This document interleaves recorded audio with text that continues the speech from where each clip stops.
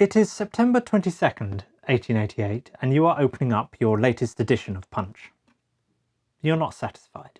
Since August 31st, the killer who brutally murdered Mary Ann Nichols continues to roam free.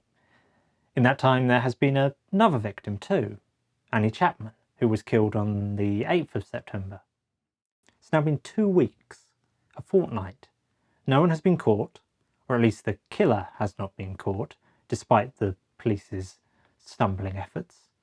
The illustration here, again by Sir John Tenniel, depicts a game of blind man's buff.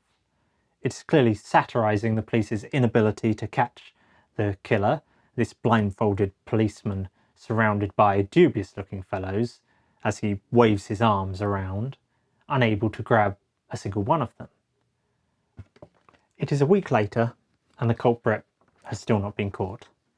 But the much publicised Dear Boss letter on the 25th of September has given a name to the killer, Jack the Ripper.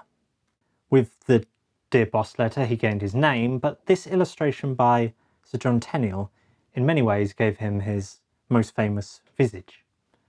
A gruesome, knife-wielding spectre haunting the slums, crime etched upon his forehead. He's not a man as much as a spectral embodiment of crime, the Nemesis of Neglect. This is perhaps one of the most famous pictures related to the Ripper killings. If you've seen any documentary on the subject, or even read Alan Moore's From Hell, then you would have seen this cartoon. These words accompanying the illustration: "There floats a phantom on the slum's foul air, shaping to eyes which have the gift of seeing into the spectre of that loathly lair. Face it, for vain is fleeing. Red-handed, ruthless, furtive, unerect, 'tis murderous crime, the Nemesis of Neglect."